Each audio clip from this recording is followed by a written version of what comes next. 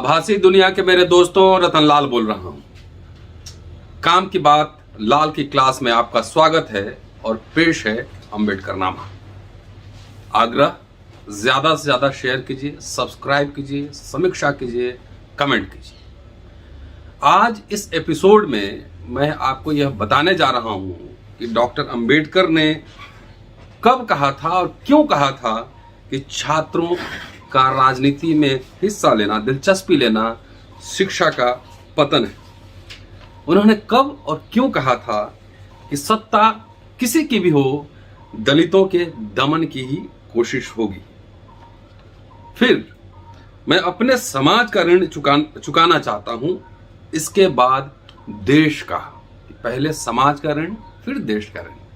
चलिए आपको लिए चलता हूं कोलकाता। 2 जनवरी 1945। उस दिन कोलकाता में all India schedule caste student federation की ओर से डॉक्टर अंबेडकर के सम्मान में बड़ी सभा का आयोजन किया गया था। और उस सभा में बोलते हुए, छात्रों की सभा में बोलते हुए डॉक्टर अंबेडकर ने कहा था, शिक्षा पाने के लिहाज से छात्र वर्ग की हालत चिंताजनक है।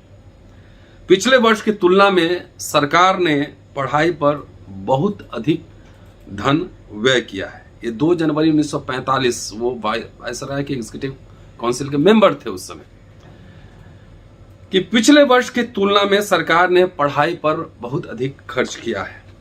लेकिन आजकल छात्रों की दिलचस्पी पढ़ाई से अधिक राजनीति में हो गई है। असल में मेरी नजर में यह एक तरह से शिक्षा का पतन है। कई नेताओं की नजर में राजनीति ही छात्र आंदोलन का उद्देश्य है और इसे मैं बिल्कुल नहीं मानता। अखिल भारतीय विद्यार्थी परिषद, जो उस समय कांग्रेस की स्टूडेंट विंग थी, कांग्रेस के प्रस्तावों को समर्थन करने तक सीमित हो गई है। उनके चर्चा विषयों में कोई नवीनता नहीं रही। इसलिए राजनीति से अलग रहने के लिए अपना अलग अलग संगठन बनाना चाहिए। अखिल भारतीय छात्र फेडरेशन के साथ अपने संबंध अस्पृश्य छात्र छोड़ दें और छात्र जीवन के नजरिए से बेहद महत्वपूर्ण सवालों पर अत्यधिक ध्यान दें। ये 2 जनवरी 1945 से 4 जनवरी को कोलकाता में शेड्यूल कास्ट फेडरेशन के मुख पत्र की शुरुआत हुई थी, जिसका विमोचन, जिसका लोकार्पण डॉक्टर अंबेडकर के हाथों हुआ था और उसका नाम था पीपल्स हेराल्ड। इस अवसर पे डॉक्टर अंबेडकर ने महत्वपूर्ण भाषण दिया था कि अखबार की क्या भूमिका होती है और उनका समाज और देश के प्रति क्या कर्तव्य है। उन्होंने कहा कि कांग्रेस की राजनीति का इतना अधः पतन हुआ है कि गांधी जी के बाद कांग्रेस के कई टुकड़े होते हुए हम देखेंगे। राजनीतिक और नैतिक नजरिए से हमारे अस्पृश्य समाज का पक्ष ही प्रबल रहेगा आने वाले भविष्य में। हमारी पार्टी के बारे में विरोधियों की ओर से जानबूझकर गलतफहमियां फैलाई जाती हैं। केवल कुछ एक नौकरियों और 2 टुकड़े रोटी के लिए हमारी लड़ाई चल रही है। यह हम पर किया जाने वाला आरोप मूर्खतापूर्ण है, उसमें कोई दम नहीं। असल में हमारे देश में स्वतंत्रता, समता और बंधुत्व, इन सिद्धांतों के लिए अस्पृश्य समाज का पक्ष असली जंग लड़ रहा है। और इस मामले में हमारे पक्ष के सिद्धांत केवल अस्पृश्य समाज के मसले हल करना नहीं है, बल्कि पूरे समाज के मसले को हल करना है। आगे कहते हैं कि कांग्रेस की राजनीति में हमें इन बातों का पूरा अभाव दिखाई देता है। देश की आजादी का कांग्रेस दावा करती है, लेकिन उसका यह दावा ढोंग है। खालिस आजादी या समता के लिए कांग्रेस कभी नहीं लड़ेगी। कांग्रेस की आजादी में हम अपनी आजादी की उम्मीद नहीं पाल सकते। सामाजिक, राजनीतिक और आर्थिक समता कभी नहीं होगी। हमारे साथ बंधु भाव का बर्ताव कभी नहीं होगा। इसलिए कांग्रेस की इस आजादी की लड़ाई के व्यापक आंदोलन में हिस्सा लेने के बजाय हजारों साल गुलामी में कैद मेरे अस्पृश्य समाज के उद्धार के लिए मैंने अपना जीवन समर्पित किया है। देश की आजादी से अधिक अस्पृश्यधार ही जीवन में मेरे दिल के करीब रहने वाला मामला है। भारत में अस्पृश्योद्धार से उदात्त और श्रेष्ठ कोई दूसरा कार्य होगा ऐसा मुझे नहीं लगता। मैं जिस समाज में पैदा हुआ हूं उस समाज की बेहतरी के लिए काम करना मेरा कर्तव्य है। पहले मैं अपने समाज का ऋण चुकाना चाहता हूं, फिर देश का।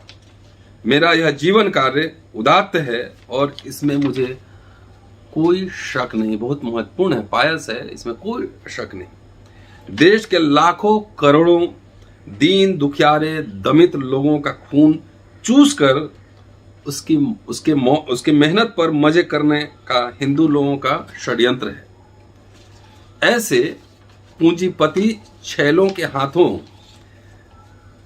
देश की आजादी अगर जाने वाली है तो उस आजादी का हमें और देश की जनता के लिए कोई मतलब नहीं। पूंजीपति छैलों, आज देखिए देश में क्या हो रहा है, क्या पूंजीपति क्या कर रहे हैं, किसके हाथ में जा रहा है। तो आज दल बदल गया है लेकिन सिद्धांत वही है जो अंबेडकर 45 में यह बात कह रहे थे।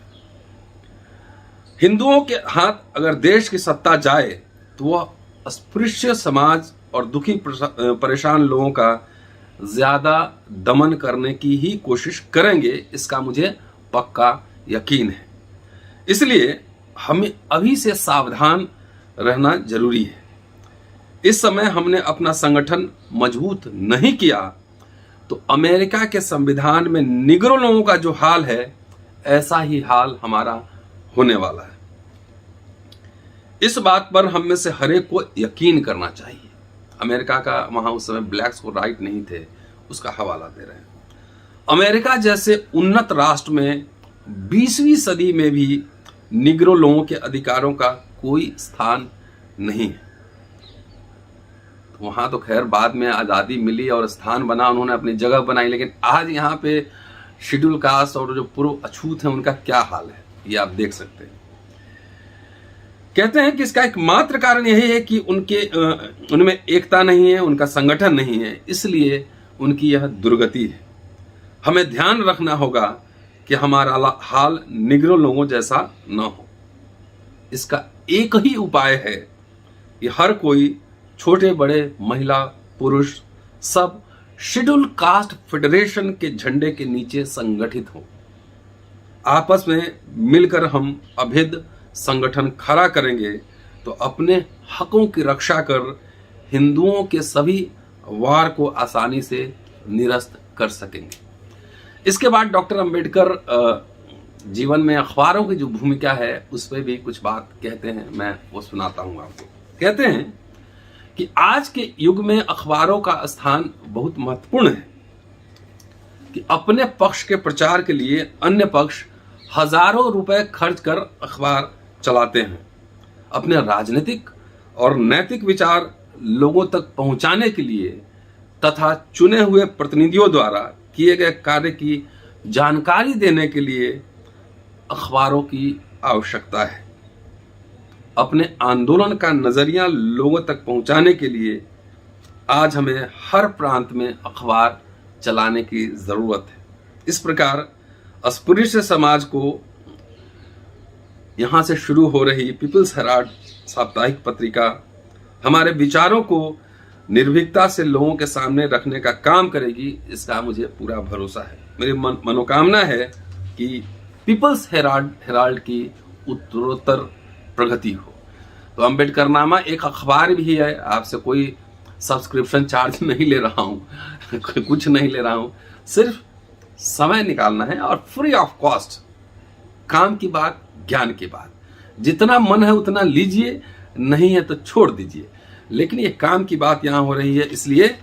और ये जो मैंने रेफरेंस दिया है आप चले जाइए वॉल्यूम 39 पेज नंबर 422 से लेकर 424 में आपको ये सारे रेफरेंस मिलेंगे। तो keep watching and sharing Ambedkarnama. और उस समय अखबार भी 5,000 लोग लेते होंगे, नहीं लेते होंगे ये मैं नहीं जानता, लेकिन अगर आप चाहेंगे तो लाखों लोग अम्बेडकरनामा को फ्री ऑफ कॉस्ट सुन सकते हैं। घर घर पहुंचाइए, जन जन पहुंचाइए, आपकी भी जिम्मेदारी है। शुक्रिया साथियों, अगले एपिसोड में फिर मुलाकात होगी, लेकिन उससे पहले मोबाइल उठाइए, एक वीडियो बनाइए कि अम्बेडकरनामा के बारे में आप क्या सोचते हैं, और lalratan72@gmail.com पर भेज दीजिए। 1 साल पूरा होने वाला है। इस उपलक्ष्य में आपके सब वीडियोस को मर्ज करके अम्बेडकरनामा पे जारी करेंगे। शुक्रिया साथियों, जय भीम, फिर मुलाकात होगी।